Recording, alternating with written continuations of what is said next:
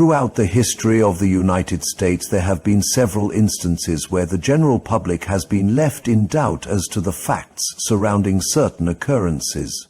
None more so than the assassination of President John F. Kennedy. The many books, films, and documentaries have all sought to provide answers to so many unanswered questions regarding this tragic event. President Lyndon Baines Johnson created a commission headed by Chief Justice Earl Warren to determine the true facts behind this event, only to have that eventual report, the Warren Report, vastly criticized and ridiculed as a total whitewash of the events on that terrible day in Dallas in 1963. This film looks at an aspect of the investigation that has been overlooked, and that is the work of the actual FBI agents assigned to gather investigative facts and to file reports on those facts, none of which made their way into the Warren Report. The Warren Report was not conducted to answer questions.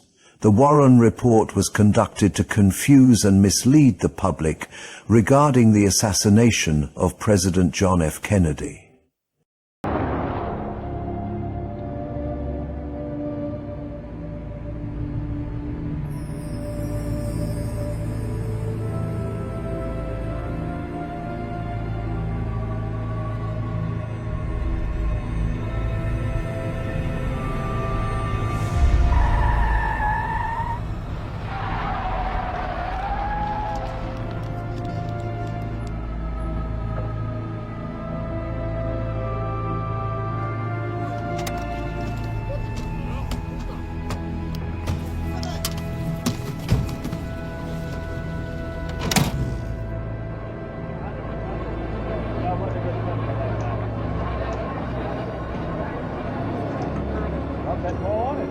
Right after we left the safe house, and we came down and was dropped off on the other side of the triple underpass. And we checked back over this way. We'd spotted the Grassy Knoll on the north side. Next logical shot.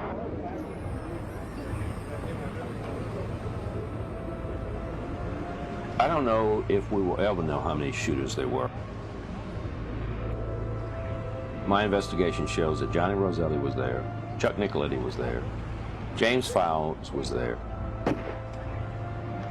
I'm fixing to lose my fuel of fire. And at this point, either I shoot or I can put it in a suitcase and leave. One or the other. I took the shot. I fired one shot only.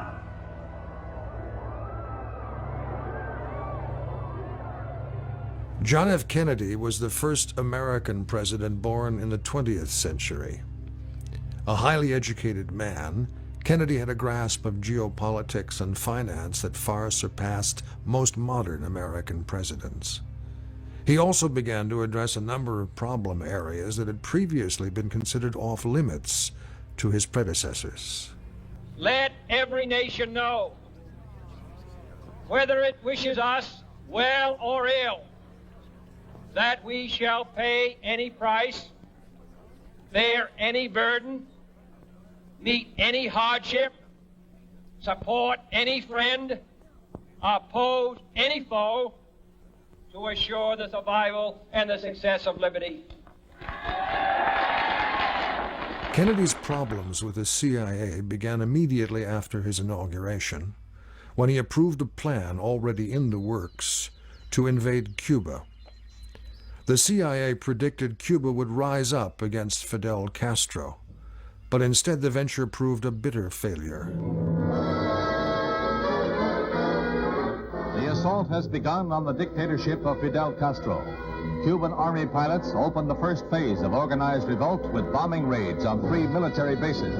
2 of the B-26 light bombers then seek asylum in Florida.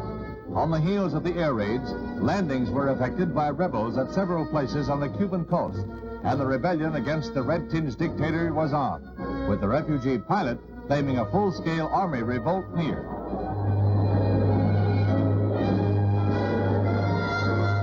In Havana, acting Foreign Minister Olivares shows diplomats rockets fired from the Cuban raiders, which he claims have U.S. marking.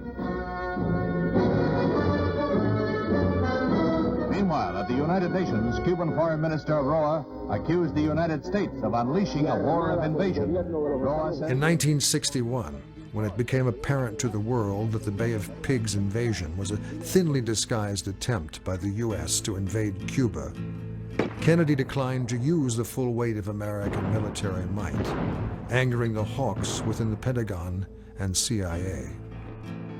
CIA, unchecked, no checks and balances on them, basically ran their own ship, didn't answer to anybody, and Kennedy, at that time, was about to disband them. He wasn't happy with the Bay of Pigs. He wasn't happy with all the operations they had going to kill Castro. He was rather embarrassed by some of the operations they had going. He fired Dulles, and he fired General Cabell. And strangely enough, the mayor of Dallas, Texas, is General Cabell's brother. Kennedy was also having second thoughts on our involvement in Vietnam. Soon after taking office, he had been confronted with a crisis in the Southeast Asian nation of Laos, where the communist Pathet Lao were fighting against the CIA-sponsored General Phu Novosan. As in the Bay of Pigs invasion, all of Kennedy's advisors, including the Joint Chiefs of Staff, urged him to send in U.S. troops. But again, he declined. So you have the military against him. Johnson and Kennedy hated each other. Just prior to his death, Kennedy signed National Security Action Memorandum 263, which effectively called for the return of all U.S. troops from Vietnam by the end of 1965. Kennedy's disengagement orders were countermanded days after his assassination by this security memorandum authorized by his successor, Lyndon Johnson. The initial draft of this order was dated November 21st, 1963, a time when Kennedy was in Texas and the day before he arrived in Dallas. Not only are you looking at things getting tight for CIA, you're looking at things getting tight for the Mafia, you're looking at Bobby Kennedy going after him. I think that in the field of organized crime, I think it's a very serious situation that's facing the country at the present time. I think a lot of steps can be taken in order to deal with the problem. I think it's gotten much more serious over the period of the last 10 years. Robert Kennedy was pursuing organized crime with a vengeance. He launched a crusade which was on the verge of annihilating the Mafia. Thousands of Mafia members were either in jail, under indictment, or under such close surveillance that they could barely operate. The mob would not have been around much longer if the Kennedys had been allowed to continue their work. So who did it? Well, I can throw another one in.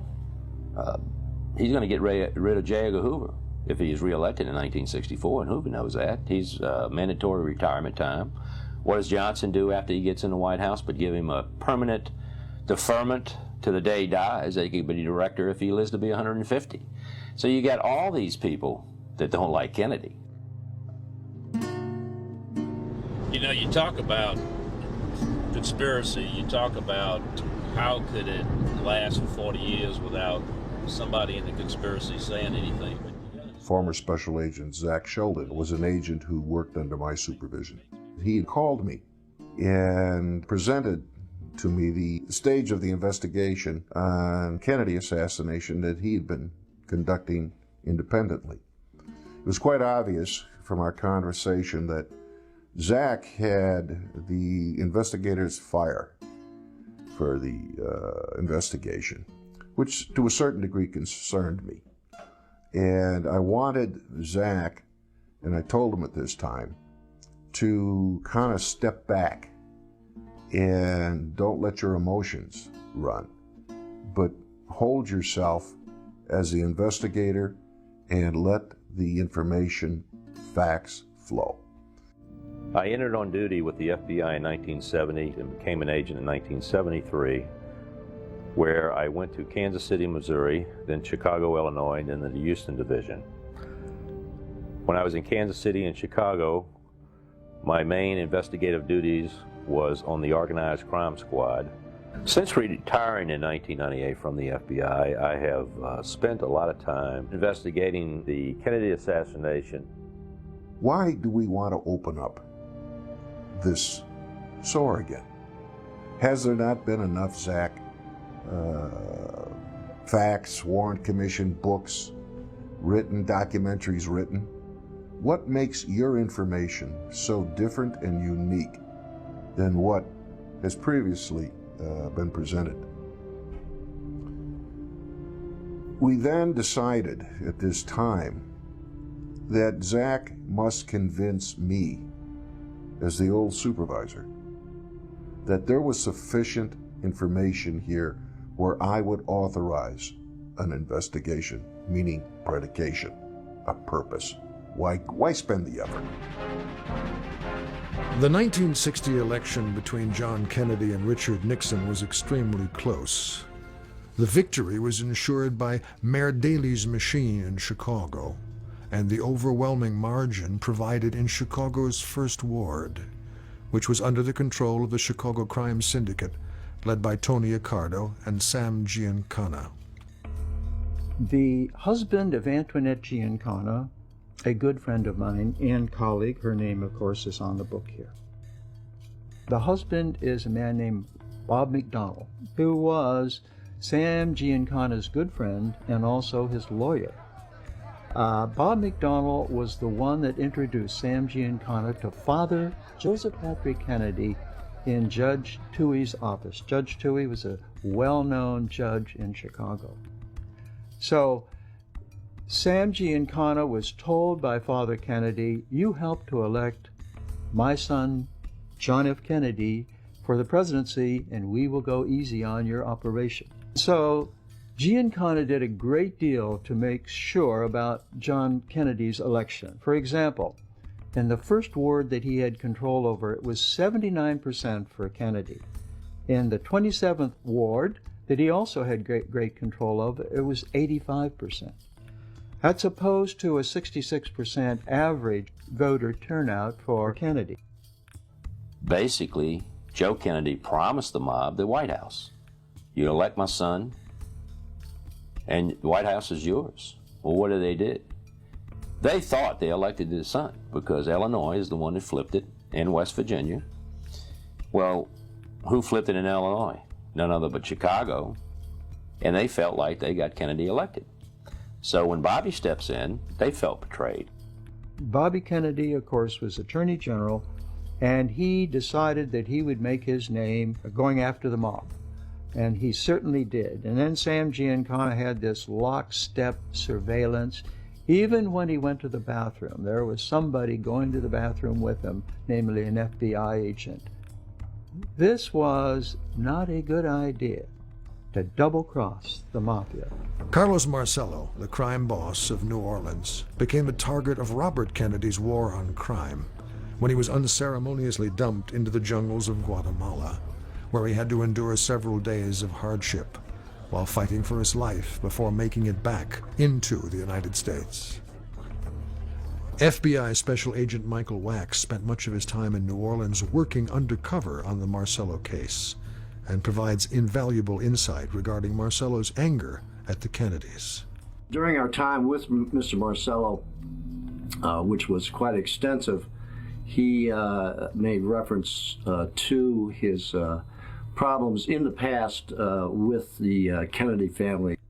Anytime there was a mention of the Kennedy family or the Kennedy administration, he would get extremely violent about it, would go into a tirade over what had happened to him at the hands of specifically Robert Kennedy, who was then Attorney General. In the spring and summer of 1963, according to credible federal witnesses, 3 major mafia figures were all discussing plots to kill John and Robert Kennedy, John or Robert. Carlos Marcello, mafia boss of New Orleans, spoke about killing President Kennedy. Santos Traficante, mafia boss of Tampa, predicted that Kennedy would be killed. And Jimmy Hoffa, who was the Teamster boss, who was close with both Trafficante and Marcello, is asking an FBI informant to procure some explosives to murder Robert Kennedy. In addition, the Mafia stood to lose millions when Castro kicked them out of Cuba and ended what could be called Cuba's role as a client state for the mob. And Sam Giancana, he had a multi-million-dollar shrimp industry, a number of hotels and casinos in Havana. All of it was lost thanks to the Bay of Pigs. And so he blamed Kennedy, of course, as many people have, for the disasters of the Bay of Pigs, when he lost many millions of dollars. The CIA, Cuban refugees, and organized crime began a strange union to try to assassinate the Cuban leader Fidel Castro. Prior to November 22nd, 1963, the mob were in bed with CIA. Years before, they connected through a guy by the name of Robert Mayhew, who was a retired FBI agent, that put the Chicago mob together with the CIA and came up with the operation to kill Castro. Chauncey Holt's links to organized crime go back to the late 1930s when he met future crime boss Peter Licavoli. Chauncey Holt's expertise and value for the mob began after the Second World War, when he served as a bookkeeper for mob boss Meyer Lansky. Holt, through his links with organized crime, became involved in the shadowy world of the CIA. Of the plans that they had, the one that ended up with Mongoose was the most ridiculous of all, in which they decided they would use organized crime, feeling, I guess, that organized crime is skillful at that sort of thing. They may be certain types of assassination they're good at, but other types they're not. So they enlisted, the better-known names, Giancana, Rosselli, in Operation Mongoose. We had Edward Lansdale and William King Harvey, all the guys who later became legend, and there's no use to expound on their career. They got involved in this. When you speak of the mob, they're one and the same as far as the CIA at that particular time.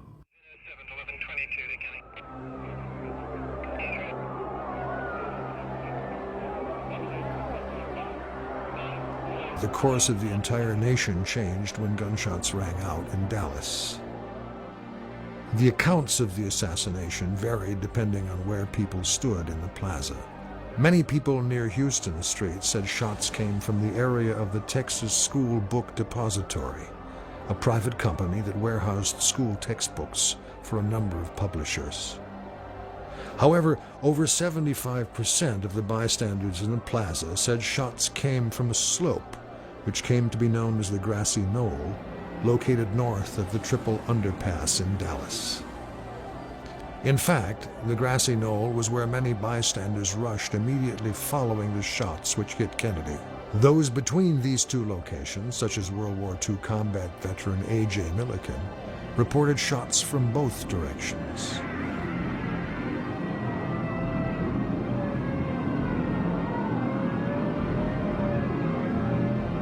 At this point, it looks as though it could have been one or two or even all of the people within the car may have been the victims, may have been struck by shots. We don't know. I'm pulling in now toward Parkland Hospital, coming to the approach. An officer waving me down. He's waving me around. There's a cordon. There's already a cordon of police officers running from their cars.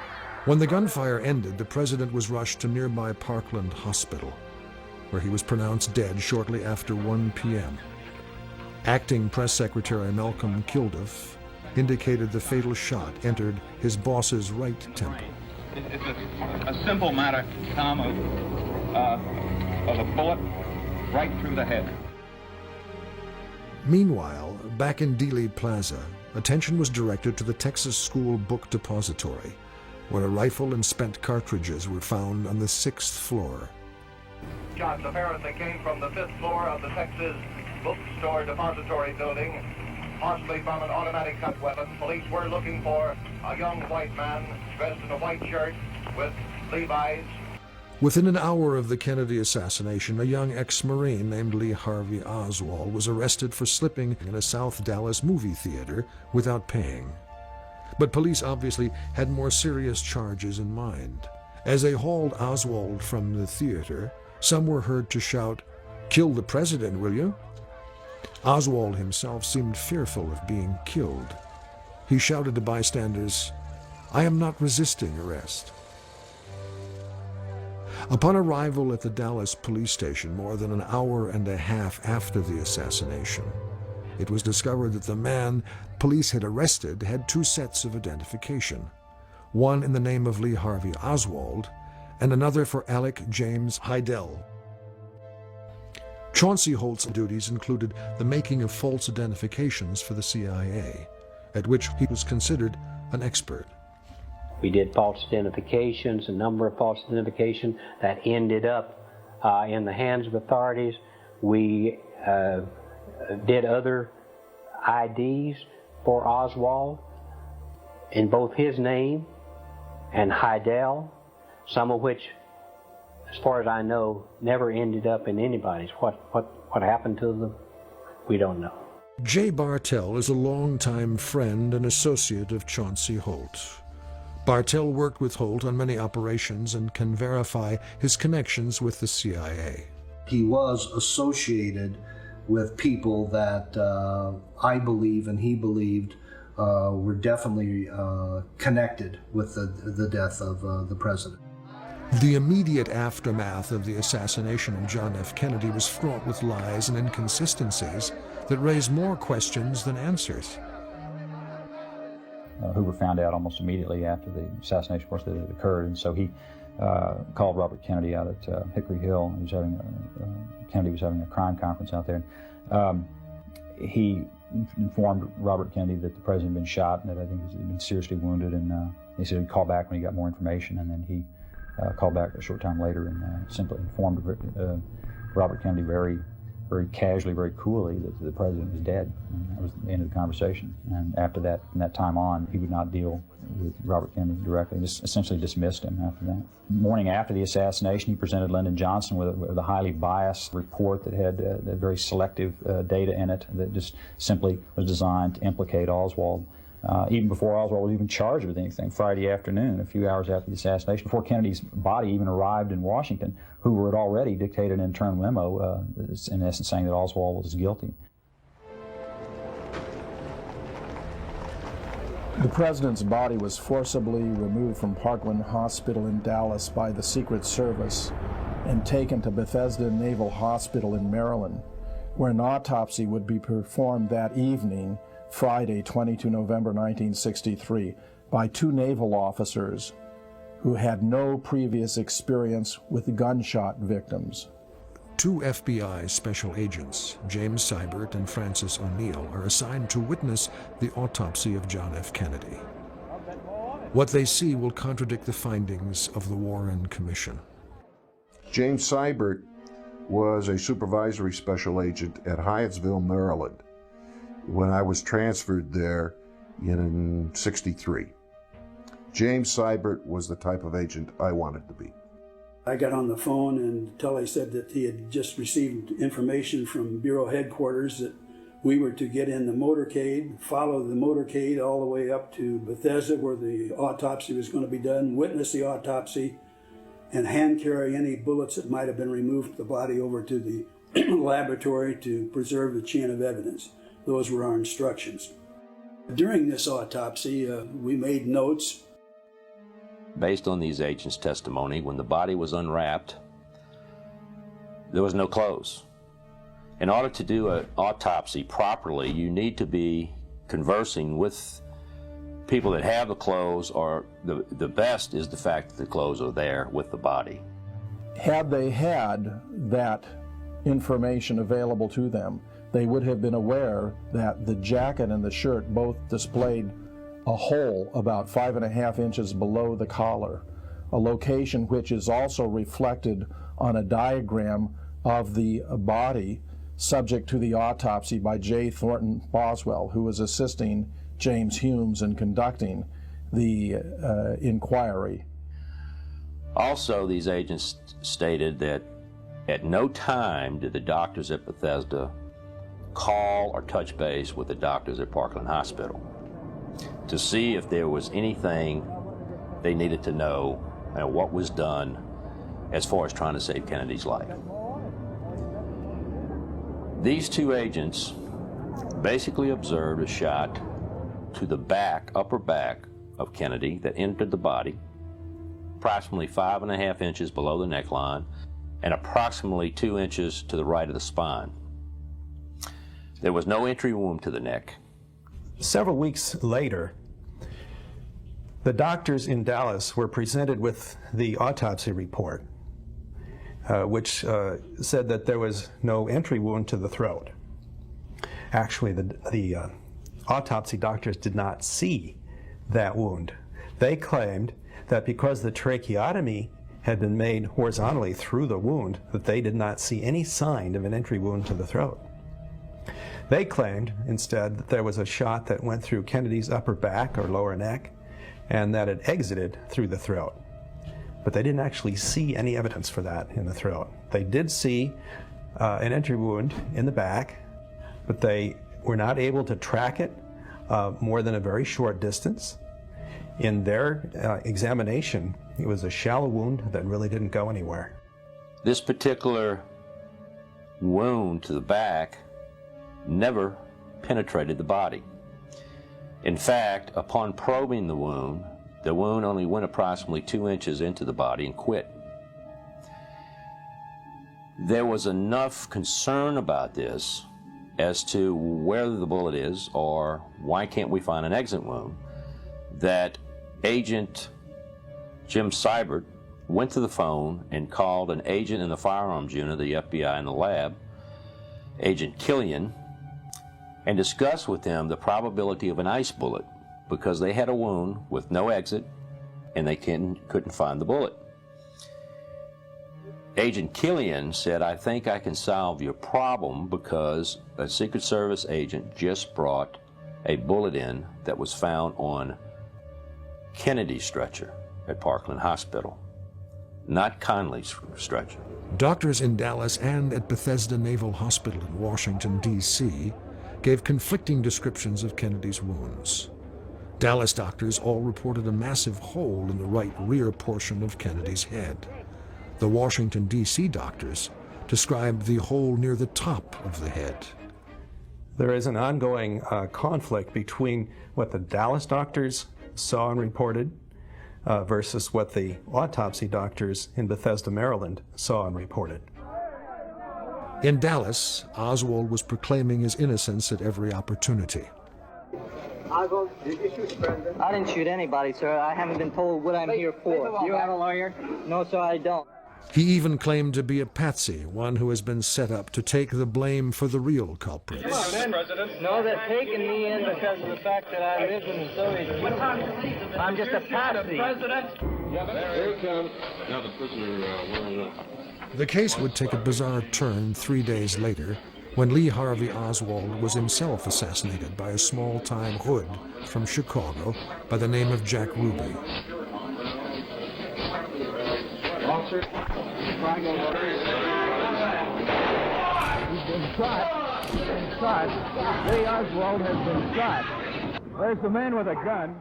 Jack Ruby was a associate member of organized crime back in the 30s and 40s and early 50s in Chicago. Jack Ruby got involved in narcotics transactions, which were strictly forbidden by Chicago organized crime.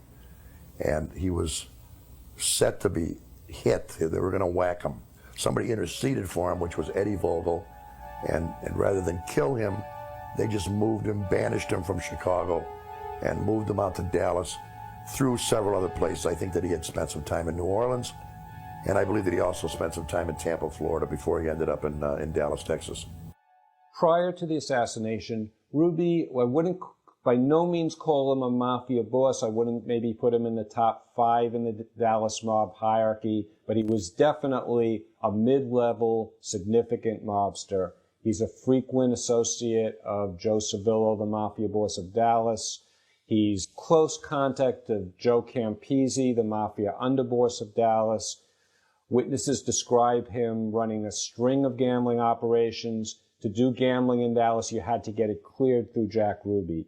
There's a witness, an FBI report from 1956, among many others, that describes Ruby as a significant figure in narcotics operations. Again, you had to run a narcotics operation in this case, they had to clear it with Jack Ruby. This witness was re-interviewed after the assassination events. She confirmed, yes, no question, that was Jack Ruby. The first clue to the mob's involvement in the Kennedy assassination is Jack Ruby's phone records. You look through his phone records, and this is something I did and the House Select Committee did, and you find many, many matches between his phone calls in 1963 and notorious mob figures around the country. And what's interesting is you look at the rate of his out-of-state calls. In January 1963, it's a very low rate. You come up to the week before the assassination, and the rate is 25-fold what it was in January. And then, when we get to the final days before the assassination, no telephone calls. All of a sudden, people are coming in and meeting Jack Ruby in Dallas. The night before the assassination, Ruby saw Joe Campisi. After Ruby shoots Oswald and gets in jail, who visits him? On November 30th, according to police records, again, Joe Campisi, mafia underboss of Dallas, comes to visit Jack Ruby in jail. Jack Ruby gave clear clues to his role in the assassination when he was interviewed on camera. The world will never know the true facts of what occurred, my motives. The people that had so much to gain and had such an ulterior motive for putting me in a position I'm in will never let the true facts come above board to the world. Now, these people are in very high positions, Jack? Yes. Jack Ruby said he would reveal the true story of the Kennedy assassination if he was moved from Dallas to Washington, D.C. for protection. Ruby feared for his life if he testified in Dallas, but no transfer to Washington, D.C. was ever authorized by federal authorities. Jack, what do you think about the hearing?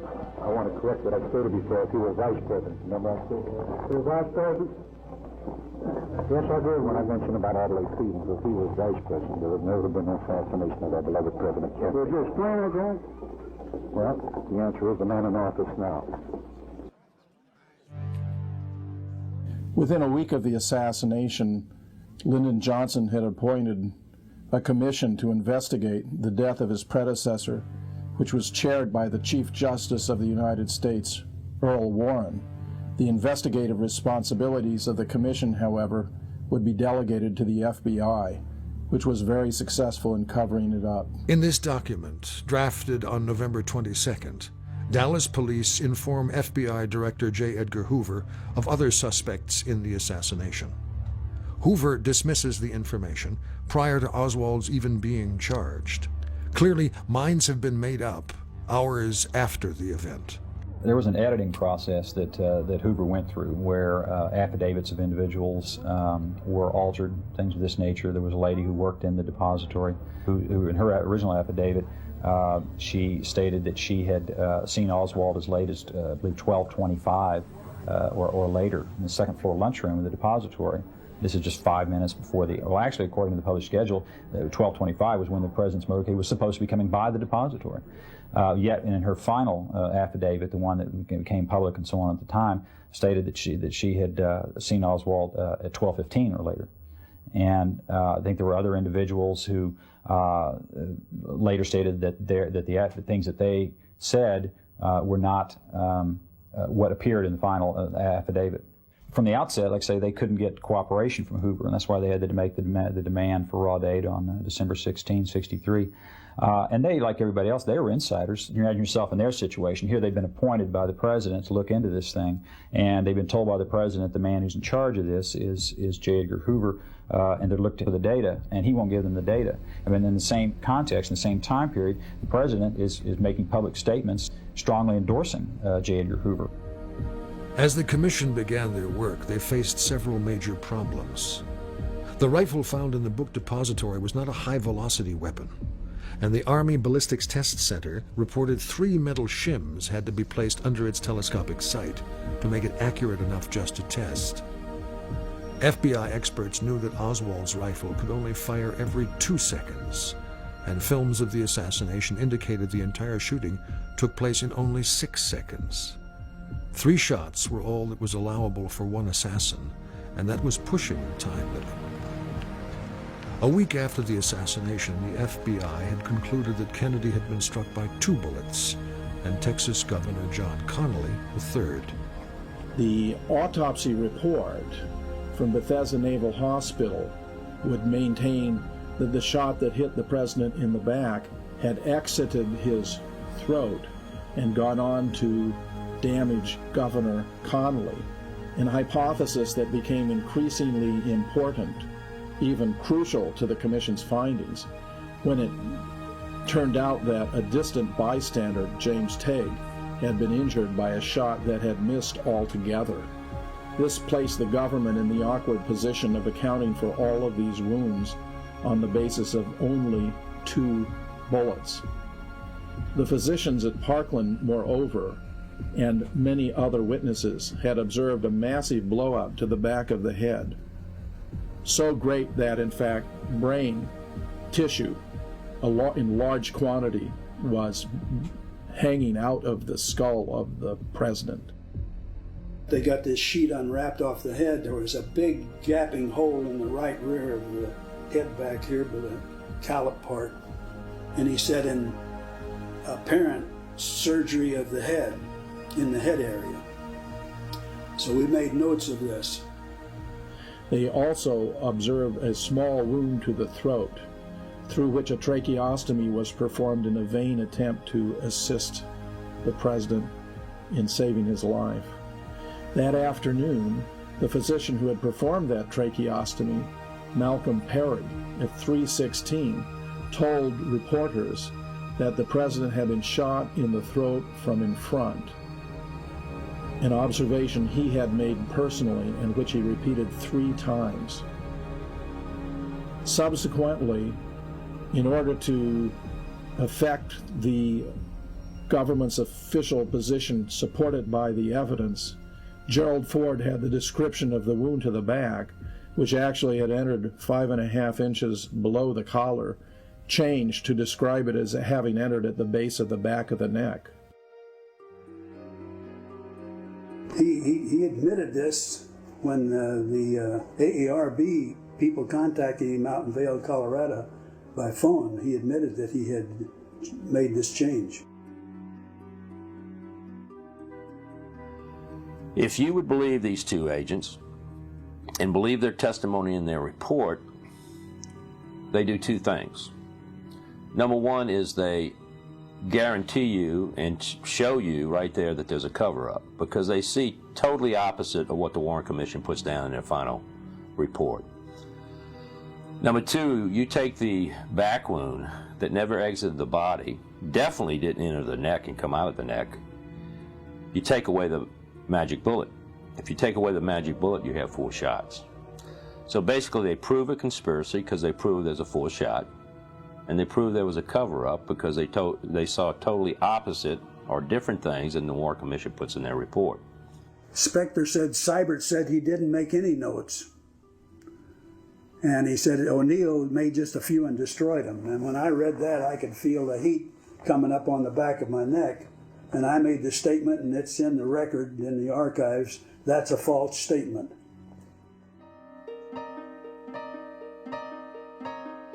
What is so interesting about these 2 agents' testimony is, number 1, they wrote a report. The only people in that room that wrote a report. They can tell you every person that came in and out of that room, what happened. Both agents are talking centimeters and millimeters. And if you don't take notes, you can't possibly remember centimeters and millimeters. And this report was given to headquarters, FBI headquarters, on Tuesday, the day after the funeral. There is no doubt, completely no doubt, that J. Edgar Hoover read this report. Number 1, he had to. I mean, the interest of the death of a president of the United States, you know the director of the FBI is going to read the report. But I have confirmation of the fact that he did, because Tuesday to Thursday or Friday, he has a conversation with President Johnson and quotes the report as far as where the bullets were fired from, or in where they hit the body, and comments in that conversation. You could tell he read that report. How many shots were fired? 3. Any of them fired at me? No, all 3 at the president. All 3 at the president, and we have them. 2 of the shots fired at the president were splintered, but they had characteristics on them so that our ballistic expert was able to prove that they were fired by this gun. The 3rd shot, which hit the president, he was hit by the 1st and the 3rd. The 2nd shot hit the governor. The 3rd shot is a complete bullet. That wasn't shattered, and that rolled out of the president's head.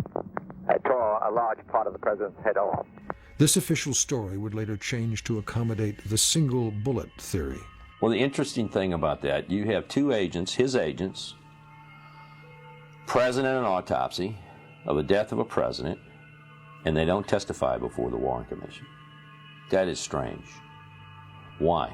They travel all over the country, they try to grab every witness in Dealey Plaza, the ones they want to hear, and disregard the ones they don't want to hear.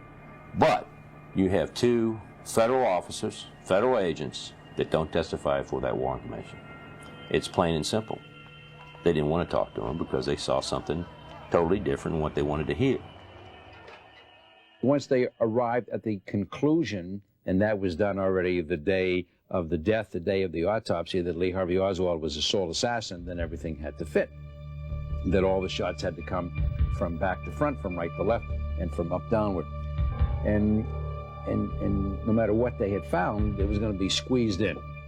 That's what gave birth to the single bullet theory, which has been attributed primarily to Arlen Specter, now U.S. Senator from Pennsylvania, but which was then seized upon by everybody because they had to grab, as a drowning man floundering in a sea with tempestuous storms, they've got to grab at something to survive. They already had everything in place. How could they put this together? Well, they come up with the theory that the bullet that hit John Kennedy in the back, at its now new upward revised location, coursed through his upper chest, base of the neck area, emerged from the level of the knot of the tie, which is where the hole was that the pathologist had missed on the night of the autopsy, and then re-entered John Connolly's back, pierced his right lung, fractured the right 5th rib, destroying 4 inches of that bone, exited from the front of John Connolly's right chest, re-entered the back of John Connolly's right wrist, led to a comminuted or shattered fracture of the distal end of the radius, a very dense, heavy bone in a 6'4" guy like John Connolly, severed almost completely the radial nerve, which is the nerve that permits the thumb to hold something in apposition with the fingers, exited from the front of the governor's right wrist, re-entered the governor's left thigh, went down, struck the femur, the large bone from the hip to the knee, bounced back out, came out through the same small hole, a 1/4 of an inch or so in diameter in the skin, and then from his clothing onto a stretcher. And you see, that is the single bullet theory. That stretcher bullet, Commission Exhibit 399, that we critics refer to as the magic bullet, that is the hero of the Warren Commission report. That is the sine qua non. That is the linchpin, the keystone. Without the single bullet theory, you cannot have a sole assassin. My favorite picture of all the pictures, and it's one for which I take no credit, but it's the one that if I had to give up every single thing, including the Zapruder film, this is the one thing that I would hold on to that totally destroys them, and that is the pictures. It's a composite which they made, and to this day, I bet you they'd give anything not to have made that composite. It shows sample bullets fired into cotton wadding. It shows a sample bullet fired through a goat carcass breaking 1 rib, and it shows a sample bullet fired through a human cadaver breaking a radius. They had no bullets that broke both bones, as they claim the single bullet, 399, did. Well, when you look at the composite, the ball game's over. Let's go home. The case is over. Close up shop. The judge has just dismissed the case because the prosecution is giving us this evidence that shows that it can't be done. There is the stretcher bullet in all of its pristine grandeur. The bullets fired into cotton wadding have just as much deformity at the base. That's just from firing. A bullet fired through a goat carcass rib shows significant deformity, and a bullet fired through the radius of a human cadaver, forget about it. They have mushrooming, peeling back effect. In fact, some of the bullets fragmented. They, don't forget, they took the bullets that in their minds and eyes were the least damaged. And that is their experiment, which shows that it can't be done. Here are bullet fragments taken from Governor Connolly's body during his surgery following the JFK assassination. It is interesting to note that there are more fragments here than missing from the Commission's bullet. As can be seen in this X-ray of Governor Connolly's broken wrist, there were more metal fragments still in his body than are missing from the slug the Commission claimed caused the wound. This is also supposed to be the same bullet that passed through President Kennedy's neck, as depicted in this Warren Commission drawing. But the problem remained that no bullet ever passed through Kennedy's neck. The bullet that struck him from behind struck below the shoulder blades to the right of the backbone. This is clear from the bullet hole in both Kennedy's bloody shirt and jacket, and is shown in this official autopsy diagram. The original autopsy diagram was marked verified and signed by Kennedy's own personal physician, Dr. George Berkeley. Yet when published for the public, Berkeley's notation was deleted. Was the Warren Commission unaware of this discrepancy in the location of the back wound? Not according to this page from transcripts of the Commission's meeting held on January 27, 1964. Chief Consul J. Lee Rankin himself stated it was apparent that the wound was below the shoulder blades, well below the level of Kennedy's throat wound. He started to ask how it could turn in midair and move downward to strike Governor Connolly, but stopped, realizing this clear evidence disproving their single bullet theory was going on the public record. In this April 10, 1964 memorandum regarding Oswald's background from a commission attorney to Rankin, it is stated that there are details that will require, quote, material alteration and, in some instances, omission. We can see that the Warren Commission knowingly omitted and altered vital evidence in the case. But what about the FBI, which was the primary investigative agency? I was able to come across a lab report dated November 23rd, 1963. All the evidence that was gathered during the afternoon of November 22nd, gathered by the Dallas Police Department, was turned over to Special Agent Vincent Drain of the FBI in Dallas. He personally flew this evidence to the FBI lab. The FBI lab conducted their test, wrote their report, and returned the evidence on the same day, November 23rd, 1963. There were 2 spent shell casings given to the FBI from the Dallas Police Department, not 3. There was no prints found on the rifle that supposedly Oswald fired. On the inner part of the rifle, anywhere on the outside of the rifle, or even the clip, or the casings, or the bullet that was found in the rifle. There was no evidence to show that the brown paper the Warren Commission says he carried the rifle in that day. The lab did not find that the indentations of the folding wrapping paper matched the rifle, and they did not mention of any kind of oil on the paper that would have came from the rifle. This evidence was returned to Dallas on the afternoon or night of November 23rd, 1963, and it just so happens that on Monday, the fingerprints are found on the rifle.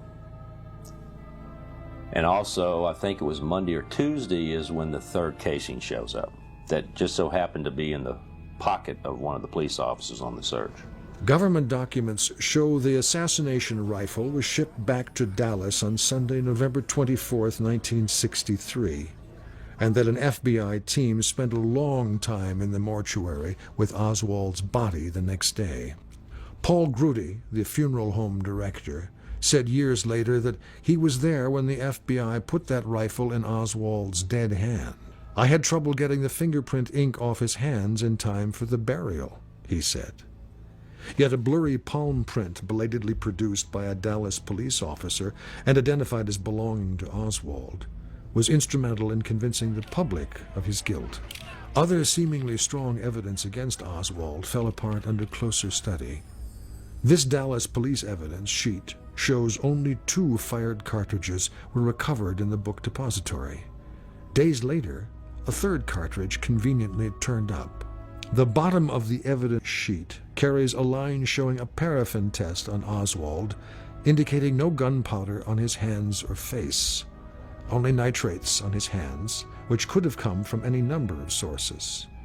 Yet this evidence supporting Oswald's innocence was deleted from the sheet as presented by the Warren Commission.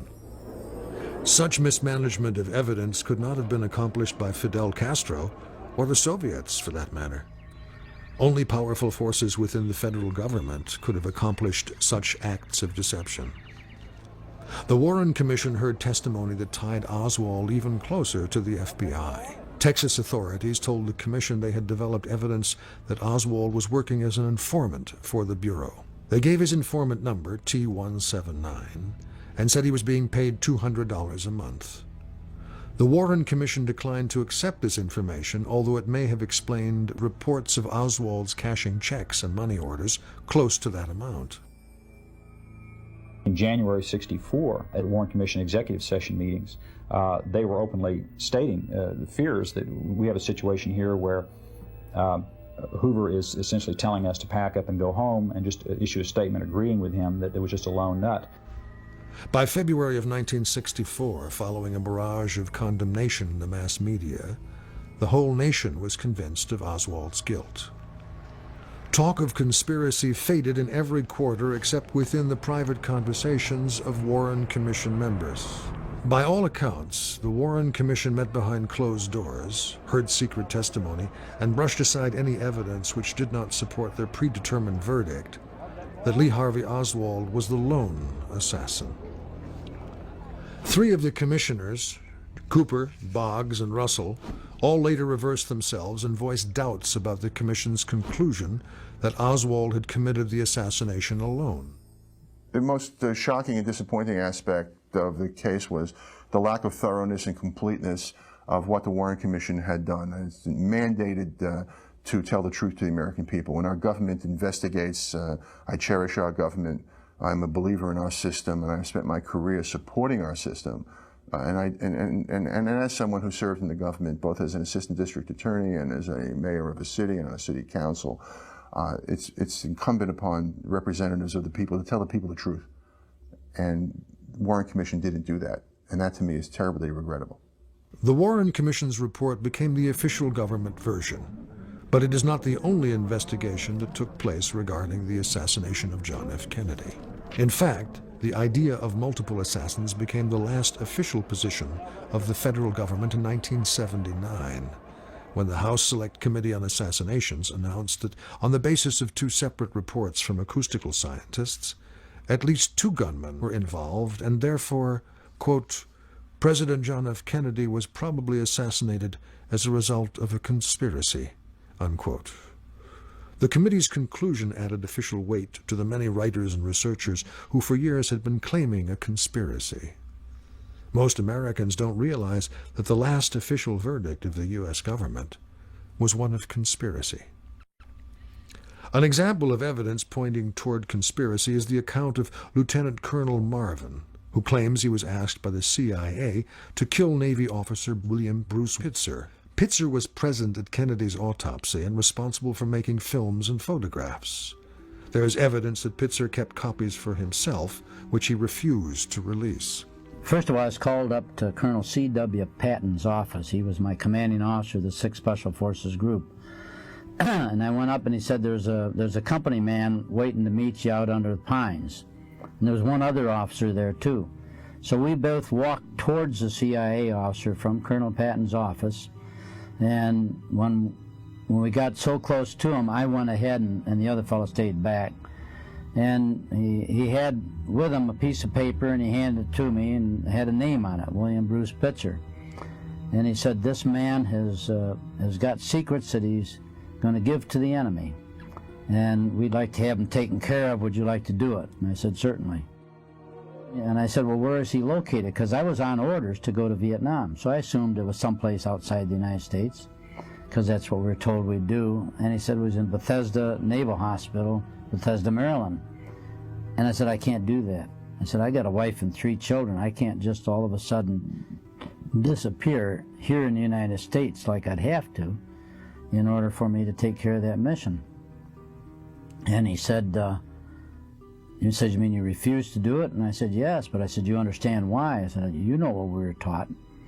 And so he just dismissed me. However, a year later, Pitzer was found in his office with a bullet in his head, and his death was quickly ruled a suicide.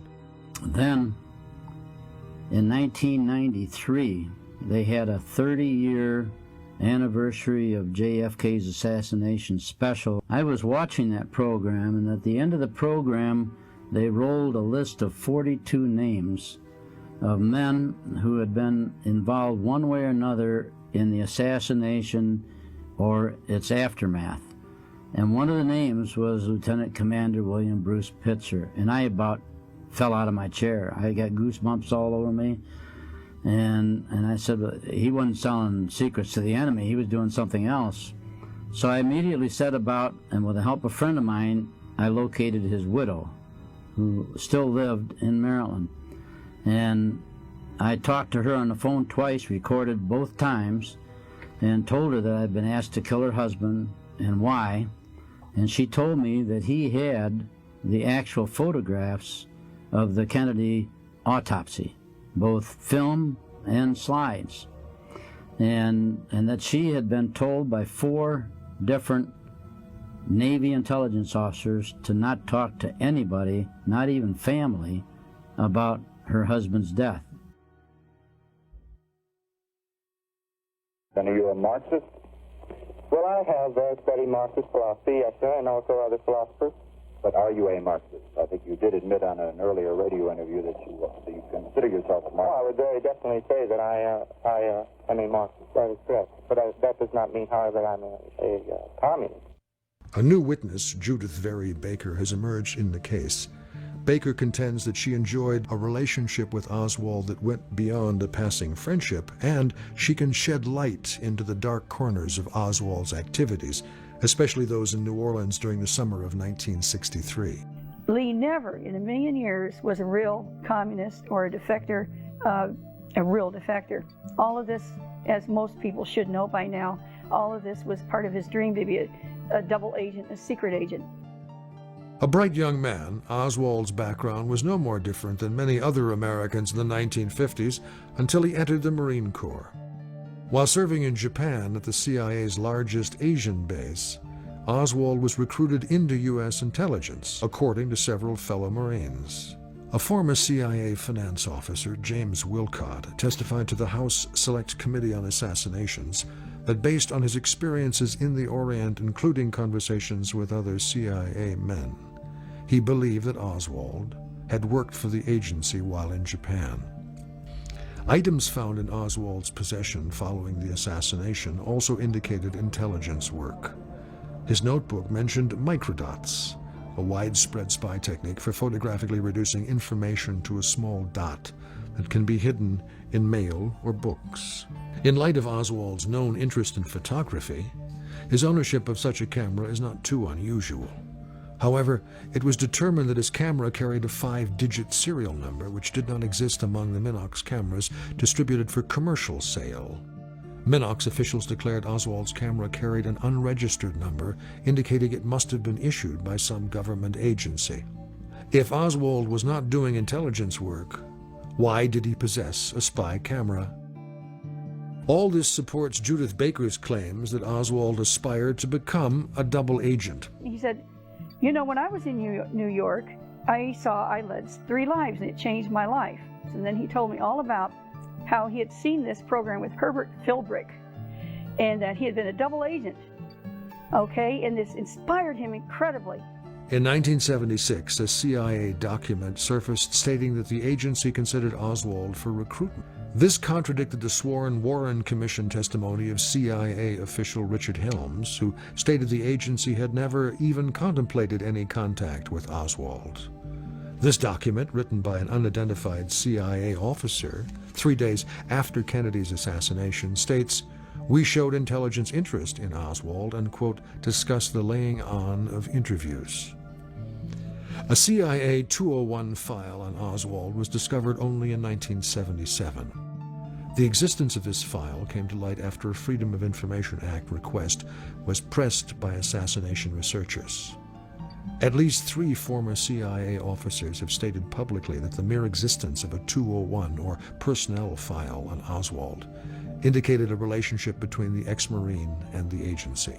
The following quotation, written by respected military historian Dr. John Newman, clarifies Oswald's relationship with the CIA. Quote, "Within the labyrinth of Oswald's intelligence files at CIA headquarters is a set of papers which together demonstrate that the agency had a keen operational interest in Oswald's activities during the 8 weeks before the murder of President Kennedy. Newly released documents prove that the CIA was spinning a false yarn about Oswald before the assassination. The accused assassin of the president had been involved in very sensitive CIA operations. The CIA has doggedly withheld some of these details from public view," unquote.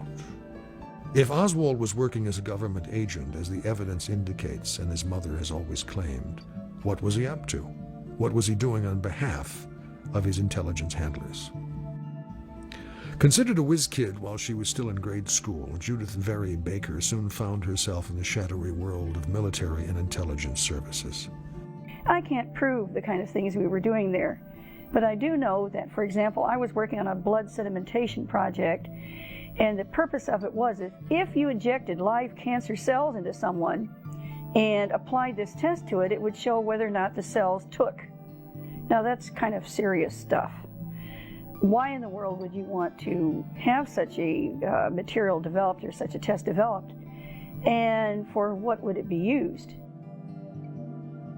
I have researched an entire collection of newspaper articles which were written about her back when she was still a high school student and somewhat of a superstar, because they were all expecting her to go out and find a cure for cancer. And I know that these documents are real. I've looked at the microfilm from the publication that they were published in, and there's no doubt in my mind that this woman is the same person I saw in the photographs and the articles were about. It is interesting to note that she was trained at a very early age for a very high level of laboratory work in terms of handling cancer-causing viruses. Dr. Alton Oshner, head of the American Cancer Society, recruited Judith to work in Oshner's cancer lab in New Orleans, Louisiana. Oshner was a militant anti-communist, and the secret project Judith was required for was the assassination of Cuban dictator Fidel Castro. While working for Oshner, Baker met Lee Harvey Oswald, and soon a relationship developed between them. As Lee and I talked, I learned a lot of things about him and about me. He told me I haven't been able to find anyone within light years with the same kind of interests as me, so many of them. I couldn't get my eyes off of him either. There was an attraction that was electric between us. Her claim concerning knowing Lee Harvey Oswald, she has a number of original documents in her possession which show that she worked at the same company that Lee Oswald worked at, which was the Riley Coffee Company, that she started on the same day he started on, that she left the company on the same day that he left. And I think that is a pretty good collection of documents to support her claim that she knew Lee Harvey Oswald in New Orleans in the summer of 1963.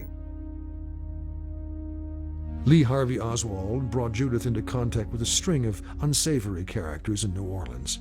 One of them, Guy Bannister, the former head of the Chicago FBI office, was involved with dealing arms to anti-Castro Cubans from his New Orleans detective agency.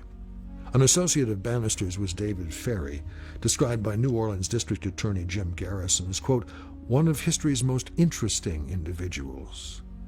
Ferry was a brilliant eccentric, easily recognized by the wigs and painted eyebrows he used due to an unusual disease that left him hairless and bald. Ferry also was working in cancer research. A laboratory was discovered by the investigative team working for District Attorney Jim Garrison during his investigation into the Kennedy assassination. And this was an underground medical laboratory which was reportedly using cancer-causing viruses to create cancer, located on Louisiana Avenue Parkway in the apartment of a man named David Ferry. David Ferry had definitely penetrated into a ring that was serious, and all of his connections with the mob and everything were quite secure. However, he was our man. He was our man in the government. But Judith soon learned there was a dark and sinister side to this research. I was given more information at this time on the kind of projects that they were thinking about to get rid of Castro, and there were numbers of ideas going around. But the one that Ochsner was interested in, and it was in his field, he was the expert par excellence. He was the #1 expert probably in the world on lung cancer. He'd already seen how the polio virus could kill someone. One of his ideas is that if we could just piggyback in on the SV40 virus, lung cancer, if we could give the cigar-smoking Castro lung cancer, and he could die quickly, and he had some evidence that we could do this with what's called galloping cancer. Judith's boss, Dr. Ochsner, was closely tied with the CIA-associated group Inca. Inca was an organization called the Information Council for the Americas. This was essentially an anti-communist propaganda operation out of New Orleans, where they shipped tapes, anti-communist tapes, to radio stations all throughout Latin America. Inca was founded by Dr. Alton Ochsner, who was also the president of International House and an important member of the trade community in New Orleans. And the financing for Inca came primarily from Dr. Ochsner and from the business community of New Orleans.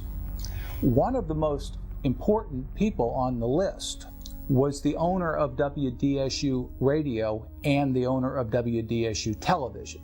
This is important because these are the stations, the radio stations, that hosted the Oswald debates, and they were the stations that sent out the cameras to videotape Oswald handing out his leaflets. So there is an involvement with Ochsner, with Inca, and with Oswald going on in New Orleans in the summer of 1963. And we have a record album which was produced and released by Dr. Alton Ochsner concerning the radio debates involving Lee Harvey Oswald. And on the back of this record album is a photograph of Dr. Alton Ochsner, where it points out that he was one of the few people in the listening audience who knew about, quote, Oswald's defection to the Soviet Union before the debate. Now, I want to ask the question directly. This man was the president of the American Cancer Society. What is the president of the American Cancer Society doing getting tangled up with Lee Harvey Oswald? As a cover for their cancer research, both Judith and Lee Harvey Oswald were given work at a New Orleans coffee company. They had someone over at William B. Riley Company, which was a member of Inca, and they were all good friends. The whole Riley family was, with Dr. Ochsner and Butler and all of these people. They were all working together. There were a lot of money was running back and forth and supporting Ochsner's anti-communist activities. And in the Riley Company, they only hired the finest people that were anti-communist. They were anti-Castro, and then they had pristine reputations. Lee Oswald is hired by Riley he's got a bad Marine record by now. He's been to Russia. He has a Russian wife, and he, on the surface, has been a Marxist, someone who was a defector. He is being hired by the same company that won't let anybody in who has a breath of nastiness about them. And here, Lee Oswald is hired without any problem. After a brief interview on May 9th, he's hired on May 10th. With Judith covering his absences, Lee Oswald would slip through a next-door garage where government cars were parked and journey on to the nearby office of Guy Bannister or to the cancer lab in Ferry's apartment. On more than one occasion, the garage owner saw Oswald and government men handing off envelopes to each other. Chauncey Holt, through his work with the CIA, was ordered to create a series of pro-Castro leaflets for Lee Harvey Oswald. Sometime between April and June of '63 was when we first delivered the first documents and the first leaflets that we delivered to Oswald. First of all, he was posing as pro-Castro, and he had a very good reason. What the problem was is there were 3 ships that were coming in from Colombia or Venezuela, I can't remember anymore, and they wanted to unload this ship that was coming in, and it looked like boxes of furniture. In the bottom of these boxes of furniture were guns, and they took them out through New Orleans to various vendors who were really anti-Castro people, and that's how they were getting their guns. Lee was involved in this, and he actually pamphleted the WASP is because we had stevedores. A lot of them were Cuban, worked together. We didn't know who was pro-Castro and who was anti-Castro, and by handing out the pamphlets, they were photographed and noted across the street while who took them and who didn't, because a number of stevedores and dock workers took these pamphlets, and if they did, they were not allowed to unload this ship. We were advised that Oswald, who was going to give out hand out these leaflets, needed a little moral support, needed a little steel in there, and so we went over to create a presence there. The only thing we knew at that time about Oswald was we had detected the address on there as being 544 Camp Street. We were not familiar with Oswald at all. We certainly knew what was at 544 Camp Street because we had been there before. Guy Bannister had an office in the building, although he used an address around the corner, but he was in that same building, so we made the connection that way. But as far as who Oswald was, we just assumed it was some kind of a disinformation program because Oswald's name was on documentation. It wasn't his picture. Others had his picture and his name. Although at that time we never seen Oswald, we didn't know which one was the real guy. He started handing out the pamphlets, and we were right in anti-Castro country. You know, people were coming and going. Some of them seemed to be just passerbys.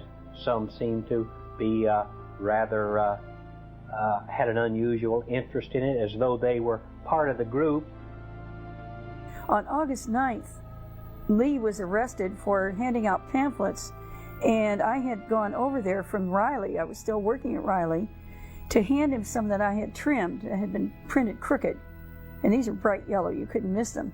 And the other thing I did is I kind of encouraged him, and you know, I couldn't kiss him in public, but I squeezed his hand. And then I had to leave. But some people saw me with him because the crowd had started gathering, and he got arrested at that time, and this had already been planned a long time ago. While passing out flyers on Canal Street, Lee Harvey Oswald was confronted by anti-Castro activist Carlos Bringuier. The altercation that occurred may not have been what it seemed to be. Oswald appeared to be quite jovial after his arrest, and according to Chauncey Holt, Bringuier was not that upset either. When Carlos Bringuier came down there, he didn't seem to be very serious about really whipping Oswald real bad. It seemed like a joke to him. At the time, I thought, well, maybe it was really contrived. Oswald was released from jail the next day to the custody of Emile Bruneau, an associate of Carlos Marcello, and Lee's uncle, Dutz Morant. Lee knew Carlos Marcello not only by sight, but could converse with him. Marcello had known him ever since he was a little boy, running around when Lee's mom was dating Marcello's own chauffeur. While Lee was not working directly for Marcello, both Bannister and Marcello liked the idea that he could move freely between either of them and be able to get along. He was like trusted and respected by Bannister and his associates, and by David Ferry and his associates, which were the mob. These incidents appear to have been the beginning of the framing of Lee Harvey Oswald. as time drew on, he recognized more and more that he was being set up and other things were happening. He was aware of some of these problems, that he wasn't being handled correctly and with the right respect. One time he was even exposed as to identity to another person that he shouldn't have been. And these concerns bothered him. According to Judith, Lee was sent to Mexico City to deliver the cancer cells for the assassination of Fidel Castro to a mysterious man named Mr. B. But a hurricane hit the island of Cuba and made all contact impossible. And Mr. B, he was supposed to meet in Mexico City. Mr. B is someone who could have been Frank Bender, or it could have been Benson, another name that David Atlee Phillips used. In the 1950s and 1960s, Phillips was the CIA case officer for the anti-Castro Cubans in Havana and Mexico City. The star of David Atlee Phillips rose to CIA Director of Special Operations in his own backyard. Phillips was called to testify for the House Select Committee on Assassinations in the 1970s. Several members of the committee wanted to call him again, for they believed he had not told the truth and committed perjury. One of them was Robert Tenenbaum. I left the House committee when it became clear to me, and Richard Sprague, who was chief counsel and a brilliant lawyer, an honest man. We came to the realization, after the investigation I was conducting and reporting directly to Sprague and the committee and the chairman, who was also a very good man, Louis Stokes, who was the congressman from Cleveland, Ohio, that the committee as a whole was not really interested in finding out the truth. And one of the areas, of course, that came up that disappointed me was the recalling of David Phillips, and there were other matters. I've had an occasion to now review the evidence that has been gathered by Zach. We'd already crossed the threshold of predication, reason to investigate. After reviewing the evidence and information, in my opinion, it has reached the point which I would call probable cause. We have got to go over that information, realize that maybe certain mistakes were made. Maybe there were certain agendas that had to be taken care of for national security. Well, now is the time for truth to come forward. The man that killed Kennedy was James Files. James Files was a member of the Giancana team as a young man, and his immediate boss was Chucky Nicoletti, and Nicoletti's boss, of course, was Sam Giancana. Nicoletti was very much an intrinsic part of Sam's outfit right here in Chicago. Jimmy Sutton was born in Alabama in 1942. He had the name Sutton, which he later changed to James Files. He lived in Alabama for this first 7 or 8 years of his life. Then he moved to the south side of Chicago. In approximately 1958, 1959, Jimmy decided to join the Army. He was then shipped to Vietnam. He was ultimately in Laos and Cambodia. In 1960 to 61, Jimmy, while back in the United States, was recruited, while he was still James Sutton, was recruited by David Atlee Phillips for the Central Intelligence Agency. After Jimmy finished with his basic military, he came back to the south side of Chicago, and he ran across a couple gentlemen that he'd grown up with, and one of them being that he had later met by the name of Charles Nicoletti. In approximately 1979 or 1980 in Chicago, I had an investigation involving James Files. In this investigation, I identified the fact that Files was hijacking tractor-trailer loads of merchandise and bringing them to Chicago and selling them. We were able to purchase 3 of these loads, and with conversation that we had with Files, it was known that he was definitely a, say, not a godchild, but basically a really running buddy of Chuck Nicoletti's. Also at that same time, Files was involved in a chop shop operation and was bringing these vehicles down to Dallas, Texas.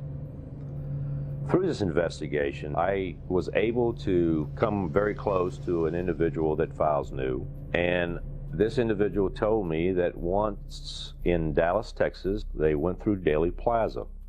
Files became very weird made a comment to the effect that if the American people really knew what happened, no one would be able to handle it.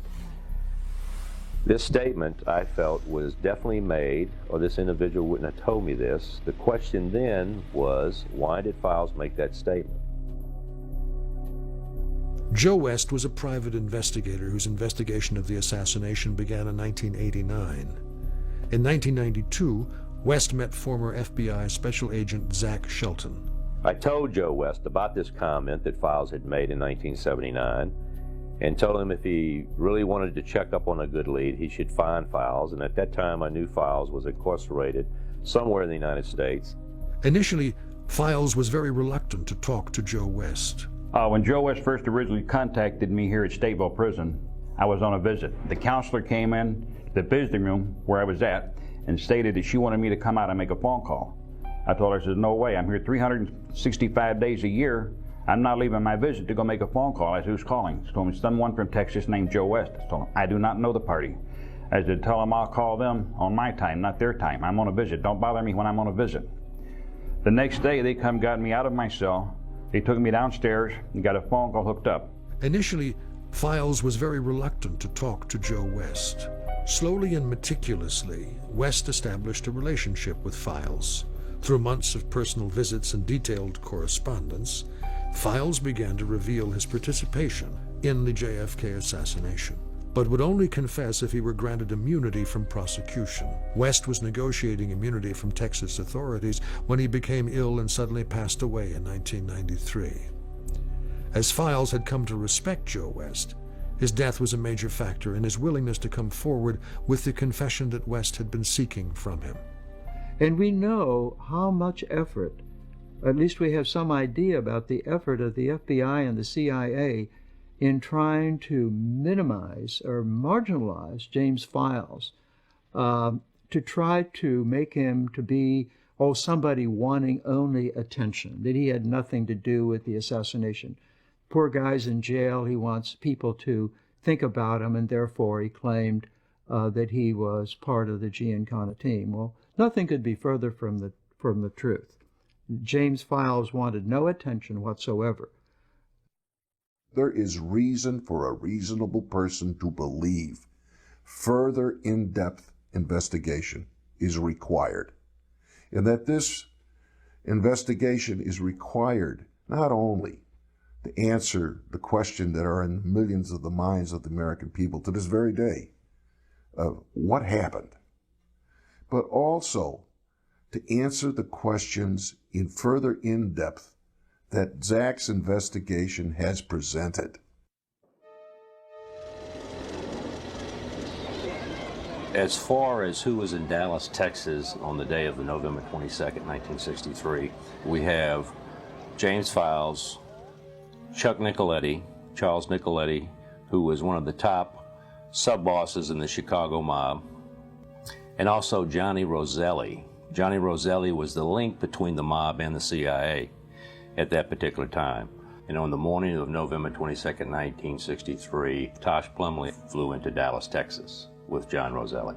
Robert Tosh Plumlee had a long record of working with both the CIA and the military. His involvement goes all the way back to the 1950s. In the 1980s, he appeared to testify at the Iran-Contra hearings, where he said he was a pilot for the CIA. Then you have individuals such as Chauncey Hope, who received a letter from Peter Licavelli to come to the Grace Ranch and pick up Lips, another mob associate out of Detroit, and also Chucky, who was Chuck Nicoletti. Chauncey Hope stated that he drove both of these individuals to Dallas and arrived approximately late night of the 21st or early morning of the 22nd. What had been a plot to kill Castro turned to a plot to kill Kennedy with a ready-made fall guy by the name of Lee Harvey Oswald. With Kennedy's failure to provide air cover during the Bay of Pigs invasion, his unwillingness to invade Cuba during the Cuban Missile Crisis created a convergence of interests aligning anti-Castro Cubans, the Mafia, and the CIA, who now felt that they would be better off with Kennedy out of the way, and the stage was set for the assassination of the president. Lee was aware, I think in April, that there was an either-or situation that was developing. Either Castro goes out or Kennedy goes out. I was sitting in the Harlow Grill that evening, playing the pinball machine, and Charles Nicoletti walked in, a man that I did a lot of work with. And he walked in the back room where I was at, says, "Jimmy, let's go." I said, "I'll be with you in a minute." He reached over and tilted the machine and said, "Let's go now." My reply was, "Yes, sir, Mr. Nicoletti." I knew he wasn't in no mood to wait and hang around. He said, "I want to talk to you." I went out, I got in his car, and we went for a ride. And we went for a ride, and he told me, he says, "We're going to do a friend of yours, President Kennedy, JFK." And at this point, I still kind of thought, he was just joking with me. But then he got real serious about it. And then we started talking, and he told me, he says, "What I'm going to want you to do," he says, "I'm going to look around." He says, "We'll search the area around the town here." He says, "You know everything pretty good," he says, "and see where we're going to do it at, what kind of weapons we're going to need, and other things like that," he says. And he mentioned, he said he was going to bring Johnny Roselli in on it. I knew John Roselli rather well. I've flown John Roselli, I would say, perhaps more than 6 or 7 different occasions. The last part of 60, first part of 61. And this was at Biscayne Park. We just came from a meeting place called Sloppy Joe's on Flagler Street in Miami. And John Fiorentella was the person that introduced me to John Roselli. I was well aware that Johnny Roselli was involved in the government actions. He was like the liaison between CIA and organized crime, and he was heavily involved in the invasion of Cuba, Bay of Pigs, Chiano's Bait, whichever you prefer to call it. But he was also very tight with Frank Sturgis. Frank Sturgis headed up the SAO, which is a secret army organization. After the incident with Oswald in August of '63, there was a frenzy of activity, especially in September, of producing. We had unusual orders for documents. When Lee was hired at what's called the Texas State Book Depository, that thing was all set up. And Mr. Truly, who was there, thought Lee was working for the FBI. He didn't realize that he might be working for someone else, or it might be some other connection. That whole thing was set up ahead of time. But when the time come, and we knew that it was going to be serious, and we were going to, Chuck was sending me to Texas. We were asked in November to produce a whole range of documentation, including Secret Service documentation, a certain number of pens which they could wear. And we were told that we had to be in Dallas on the night of November 21st. I went down like a week before the assassination. I made 2 telephone calls when I got there. I called Charles Nicoletti, told him that I was on the scene and where I was at, in case he had to reach me.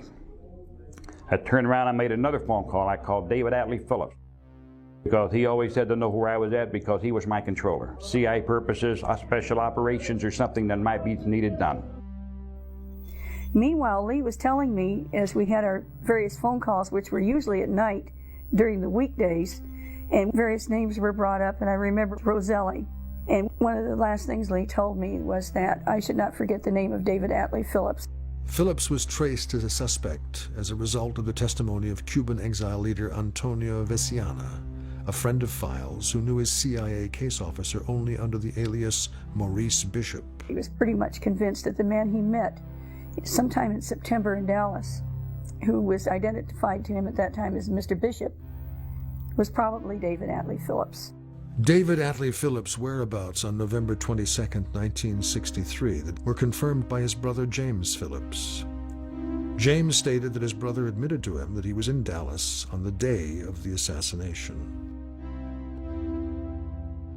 James J. Canty was the pilot that was coming with me, to simply fly the plane back with me. We stopped off in Tucson at Pete Licavoli's ranch, and Charlie Nicoletti and Leo Masuri wanted to make the drive with us, and we would all alternate in the driving so we could drive straight through. We had been told that an incident was going to be created which could be laid at the door of the pro-Castro Cubans. The word attempted assassination was never used. The last phone call I received from Lee was Wednesday, November 20th. At this particular time, he or David Ferry later, one of them, either he told me or David told me later, that he was part of an abort team, a team that was trying to stop the assassination. 2 days before the assassination, a woman named Rose Chermy, a dancer in one of Jack Ruby's nightclubs, was set to pick up a shipment of narcotics.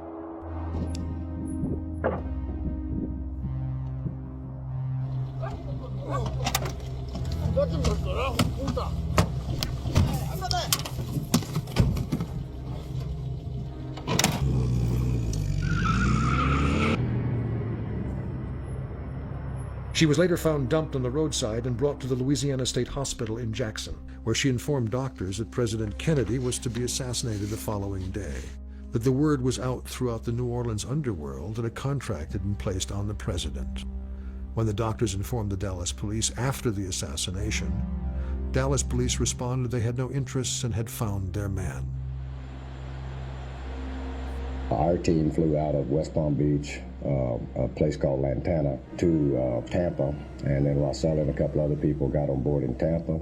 We flew to New Orleans, where 2 people got off, 3 other people got on. Rosselli stayed on board. We flew to Houston, and then the next morning we had some weather, and then we left for Dallas. We were heading for Redbird Airport, and we had to make a stop at Dallas Garland because of weather. We were military intelligence. The CIA was running support and coordinating certain flights, making different arrangements or necessary arrangements for us. The impression that I was under at that time, we were flying a team into Dallas to abort the assassination, and John Rosselli was on board that flight, as well as a couple other Cubans and people that were connected with organized crime in New Orleans. We have a brilliant sun at this moment.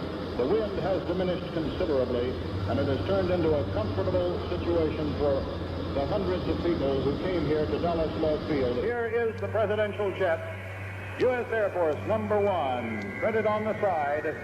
And there is Mrs. Kennedy, the First Lady, stepping from the plane, and the President steps off directly behind. We didn't arrive in Dallas until early the following morning, on the morning of the 22nd, for the simple reason that we had some car trouble, we hit bad weather, and it took us longer to drive it. We were supposed to deliver all the documents. We were supposed to put them in a pickup truck. They had already identified the pickup truck with a camper shell, had Texas license plates on it, and was supposed to be at the Cabana. If that didn't work out, if we had any kind of delay for any reason, the pickup truck was going to be in the parking lot at Dealey Plaza. And that's where we found it. And here comes the President now. He is reaching across the fence, shaking hands. Johnny Roselli, we was on the way to Fort Worth, and I asked him, he said, when did you get in? He said, I got in this morning. He said, I got in early this morning. He said, I hadn't been here a couple hours. And I said, how'd you get in? He said, I got lucky. I flew in on a MATS. I said, MATS. And for people who don't know what a MATS is, that's Military Air Transport Service. And he said he got lucky. He caught a ride on a plane that's sponsored by the Central Intelligence Agency, the CIA. I said, how the hell did you manage that one? He said, I got lucky. He's had somebody there. I didn't ask no more. He didn't elaborate any more than that. I didn't dig any deeper than that. James Files, who has never met Tosh Plumlee, confirms that Johnny Roselli was sent in to abort the assassination. I hadn't seen Chuck in person until I went with Johnny Roselli to Fort Worth and come back. Johnny Roselli got out of the car, went upstairs. Charles Nicoletti come down. Mr. Nicoletti got in the car with me, and we drove to Dealey Plaza. There's the gunmetal gray limousine, blue and gray. The President and Mrs. Kennedy seated on the back seat, Governor and Mrs. Connolly on the second seats or jump seats, and then the official driver and Secret Service men are in the front seat. While we're walking around, Charles Nicoletti asked me, he says, how do you feel about being backup? I said, what do you mean backup? He said, how would you feel about being backup as a shooter for me? I said, what happened to Johnny? What's with Johnny? And he said, Johnny's a little bit paranoid on this. He says, the CA's called the hit off. He said they don't want the hit to go down. And I said, well, what'd you say? Chuck's exact words were, it's going anyway. And I told him, I said, well, what about Johnny? He said, well, Johnny's good. Johnny will be with me, he says, but he's not going to be a shooter. He said, he doesn't want to go against the orders. He said, he's been told he flew in here specifically to abort this assassination. It will go Mockingbird Lane to Lemon Avenue, then travel south on Lemon to Turtle Creek, Cedar Springs, through the downtown area on Harwood to Maine, west on Maine to Houston, through the Triple Underpass to Stemmons Freeway, then on to the Trade Mart.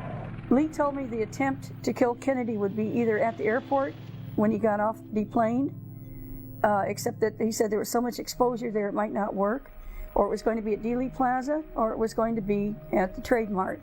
Those three areas, locales. And he believed it would be at Dealey Plaza because of the setup and the location of everything. It was just perfect in his consideration. I was taken over to the safe house that was located in Oak Cliff right next to the country club on Bar Harbor Drive. And that's where we congregated. And then from there we went directly in a car down to the plaza and was dropped off. And our objective there on the plaza was to go in and be spotters to try to stop cross-triangulation gunfire on an ambush.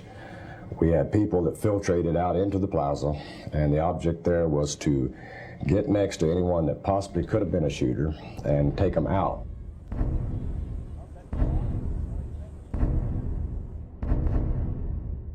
Our instructions were very generalized and in some respects actually bizarre looking back on it.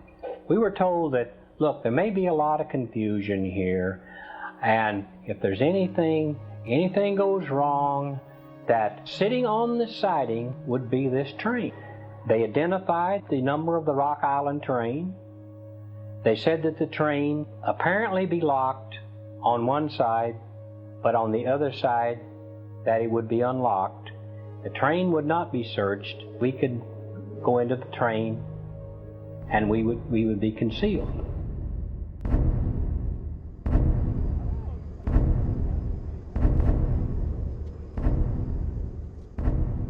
After I took Charles Nicoletti back to the hotel, I went back to the plaza, secured the car, got my briefcase out with a gun in it with a fireball in it. I went into the railroad yard. I secured that over there, put it away so nobody see it. Reversed my jacket inside out. I'd taken my hat, great door like.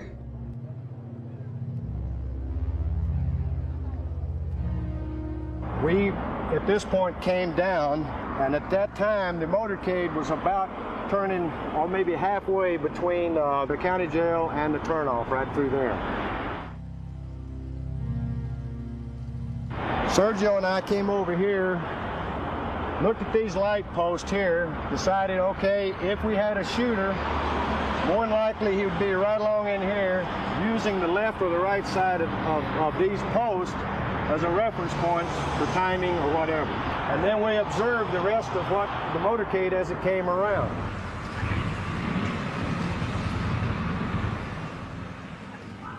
The time we're in the parking lot back near the railroad tracks, back of the Grassy Knoll. As a matter of fact, we can't even see the motorcade. The President's car is now turning onto Elm Street, and it will be only a matter of minutes before he arrives at the Trade Mart. Motorcade come down, I believe that's Main Street there, come down on Houston, turn back around onto Elm there, and come down that little side drive there. Oh, when it come down and made its first right, that's when I brought the weapon up. And then I'm over the fence, and as they come down, made the turn on down there, that's when I started focusing through the scope and following the car. And we noticed a lot of commotion as it started coming into view. And then the shots came out, and that's when all hell broke loose. I've got this sign there for the Simmons Freeway that is fixing to come into my field of fire. As far as I can see at this point, the President has not been hit in the head at this time. I've seen the body lurch. I know he's been hit. How serious, I don't know. But my last instructions was we're going for headshot. If you have to take a shot, take it. but don't fire unless it's a necessity, unless you really have to. Well, I was aiming for his right eye, which to me is the left side of his head looking head on. But for him, it would be his right eye. And once I pull the trigger, I'm right in on it, and it's almost like looking 6 feet away through the scope. As I squeezed, take off my round, his head moved forward, I missed, and I coming right along the temple, just right behind the eye. I fired one shot only. And at this point right here, I remember seeing Kennedy's head going way back like that. What I believe is, and I did not see, let me clear the fact now, I never saw Mr. Nicoletti shoot Kennedy, but I know he was the man in the Dowtech building, the man supposed to be doing the shooting. Therefore, the head started forward. As far as I'm concerned, Mr. Nicoletti hit him at that point. As I squeezed off my round, the head started forward, I hit it and blew the head backwards. And Sergio turned to me. He said, "Oh my gosh, we effed up. Let's get the hell out of here." And so at this point, I turned like this and then made a step to come up and around. And Sergio was about right along here. And we went up here. There was a gentleman down here in a parked car, a truck. As we got to about this area, he hollered something to Sergio. Sergio was maybe a little bit down. He says, "It looks real bad." And then we continued to proceed up through this way, just casually walking like we were going to go back over where the crowd was congregating, going to that section right there. There was a few congregation up there at the deal. I looked back once or twice in time to see the limousine go under the triple underpass. It appears as though something has happened in the motorcade route. Something, I repeat, has happened in the motorcade route. Stand by. We continued on over here, and this picket fence was up, and there was a little opening right through here. And when we got to this point right here, we did smell gun smoke. And we felt that maybe that gun smoke had drifted because of the north wind across here for the time span it took us to get from the light post to this intersection right here. We definitely picked up a good solid smell of gunpowder. The minute all these shots were fired, we knew that something had gone awry. We didn't know why, but from all the screaming and carrying on, we knew that there had been one hell of a bad incident. And at that time, it ran through our mind that, hey, we've gotten ourselves into something that's way over our head. So I hot-footed it through, scooted under the train, went over to the other side, encountered Harrelson and Montoya. We searched out for the car, which was not too far from the engine, climbed in it, closed the door, and sat there in silence.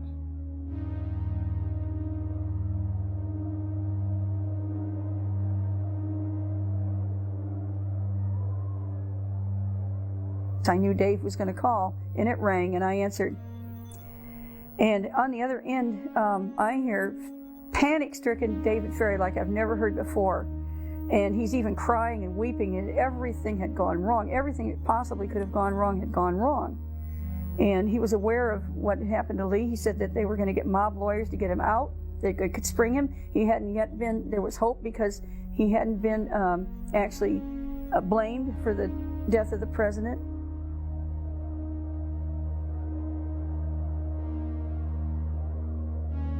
Then suddenly they opened the door, and there was a whole pass of police officers there, shotguns, everything else.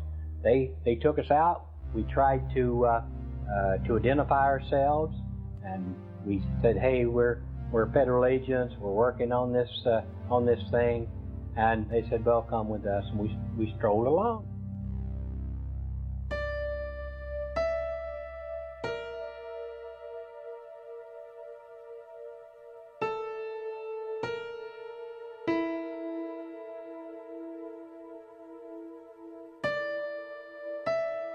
News reports were constant about the assassination, who had been shot.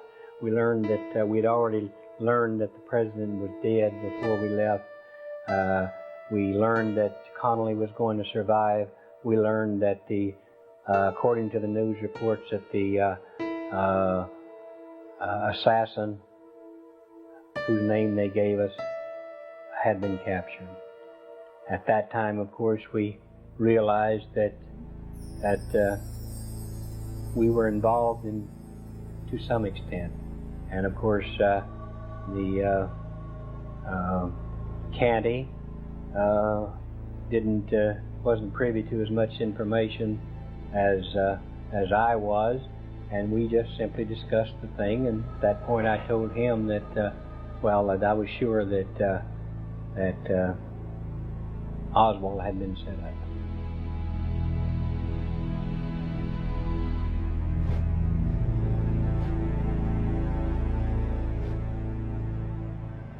Sergio and I at least felt that we went into a board, or with a team to a board. However, with the view of the fact that the people that was on board that aircraft and the contact that I'd had with organized crime in Miami and Nevada, and the people that were on board that aircraft at that time, I don't rule out the possibility that we could have possibly flown the attack team in. Over the years, I've tried to sidestep that issue. I haven't came forward and came out too public about that, and I thought I'd let the investigators do their work, which obviously nowadays they have done some fantastic work. I have been looking into the assassination of JFK, have tried to verify Files' story. A lot of that story I have been able to verify. We first of all get an inkling in 1992 with Chuck Giancana and his son, Sam Jr., in their book, where we have a very clear picture of Sam Giancana's involvement in the assassination. But then we do have the taped confession of James Files in 1996, and then after that we have the extended tape. And those of us in Chicago have looked at that tape many times, including Antoinette Giancana's husband, and we find that everything that Files has said about every member of the Giancana team is consistent with everything we knew. In fact, there are many, many facts that I have learned from James Files in his confession, and I have never found a single time that he had lied. I was in the motel, the Lamplighter Inn in Mesquite, Texas, that he said he stayed in prior to the assassination and during the assassination and left. The House Select Committee in 1978 went back to Dallas, Texas, and conducted a series of acoustics tests based on the open mic of the motorcycle cop in the caravan that day with Kennedy. And basically their conclusion was that there were definitely 4 shots, that there was one shot from the Grassy Knoll, and you can go to the exact spot where the shooter took the shot. And what's interesting about where they say the shot came from is exactly where Files stated he was standing. And exactly at the same spot of a, I wouldn't want to say figure, in the famous Mary Mormon photograph. If you would enlarge that as much as you can without losing what you could see, there's something there. There's something there that shouldn't be there. And that's exactly the same spot the house, or the acoustics test was to shoot us, exactly where Files said he was standing. So it has to be something. And this particular photograph was taken exactly split second after Kennedy got shot in the head. During his interviews, Files spoke of a .222 shell casing he ejected from his Remington XP-100 Fireball, an experimental gun Files said was given to him by David Atlee Phillips. A Texas man named John Rodemaker and his son discovered this .222 caliber shell casing on the Grassy Knoll in 1987.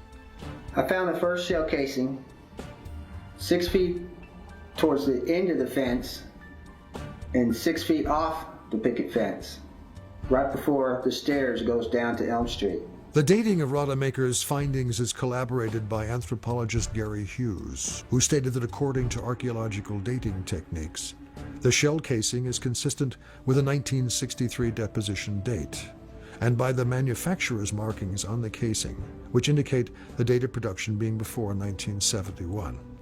I took this shell casing as it come out to the briefcase, closed the briefcase up, and as I stood up, I did something I shouldn't have done, but I did do it. I took the shell casing, I bit down on it.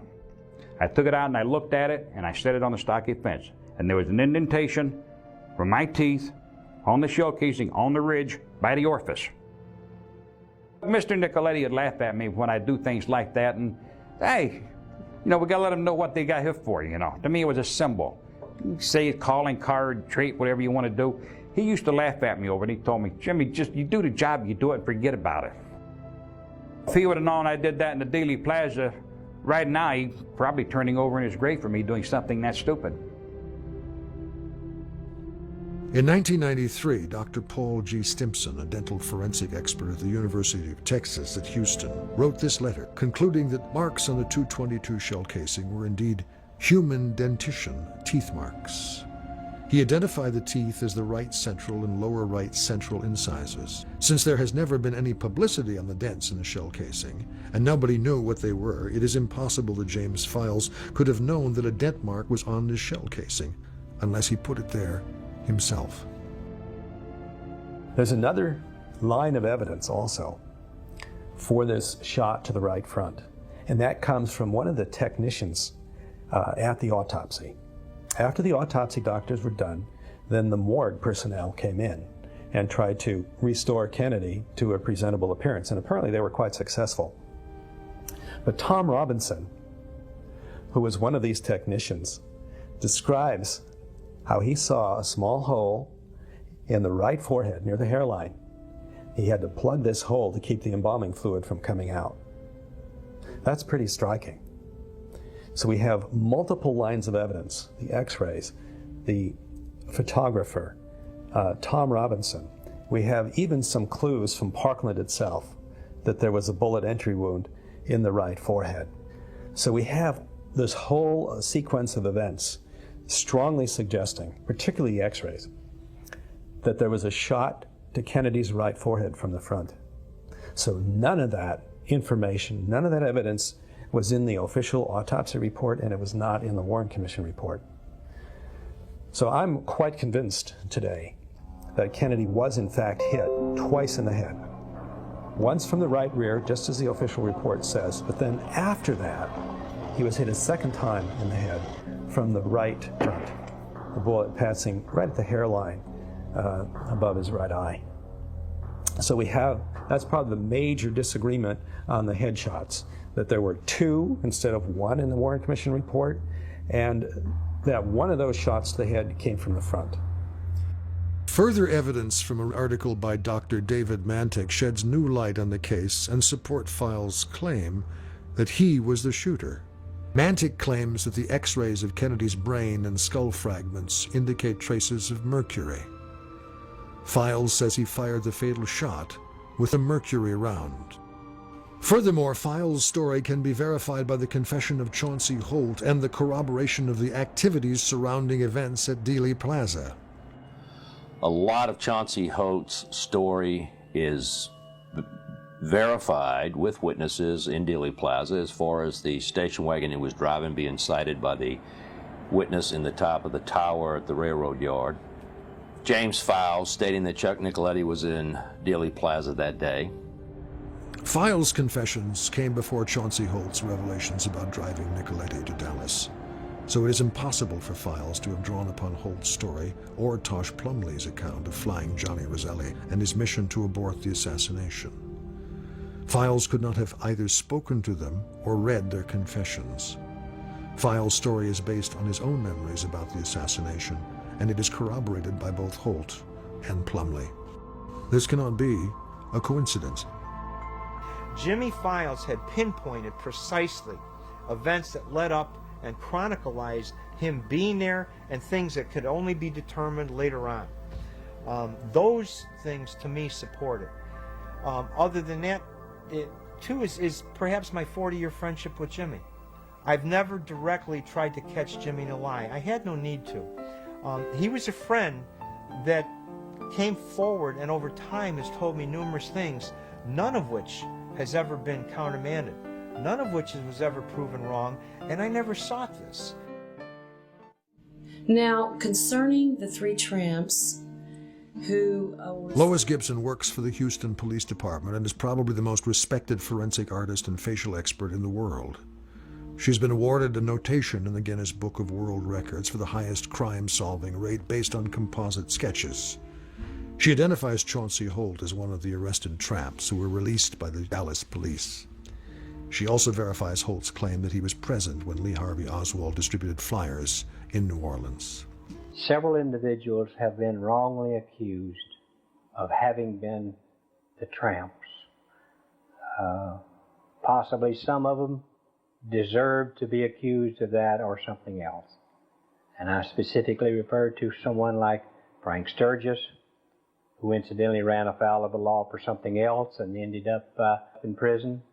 Howard Hunt, that was falsely identified as the person that I claim to be. You see there's a lot of mystery surrounding the assassination. I felt that my information is from a point of view that would probably, if I am believed, it would lay to rest these ideas that Jack Ruby and Lee Harvey Oswald were just nuts that passed in the night.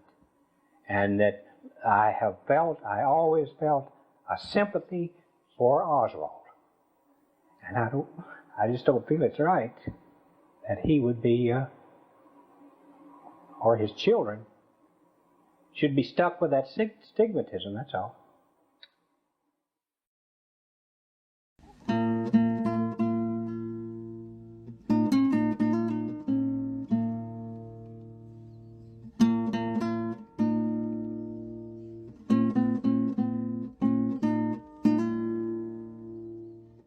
Tried so hard to hide the real facts behind it too, that I think right now the count has gone up to 102 people have had one kind of mysterious death or another that were related to trying to get out the truth about the Kennedy assassination, including the man I was asked to kill.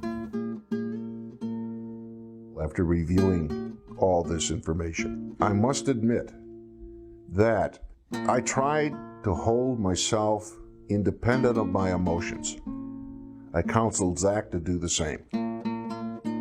But it is difficult to so insulate yourself that the humanity within me and within Zach are hurt. I'm hurt. And it's a difficult thing to mentally deal with. But I can only see the solution for all of us is the truth, the facts. It's important to find the truth about who murdered the president because there was an official governmental investigation. And it seems to me as one humble American, very proud of being an American, that when the government investigates who assassinated our precious president, that we find out. And at the very least, if we can't find out, we tell the American people what we did find out during the course of the investigation and the reasons why we weren't able to find out exactly what happened. And that should have been done, and it wasn't done. And since the government was involved in trying to find it out, it remains very important that the truth be told to the American people.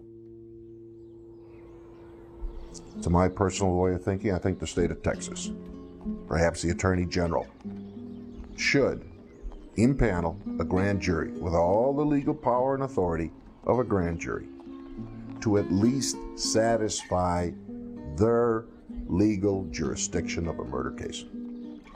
This grand jury should have the authority to go after whatever information is necessary to gather, whatever witnesses need to be interviewed, and charge whatever people, regardless of their station in life, with violations of any crimes that may have been committed. And it basically let the chips fly where they may.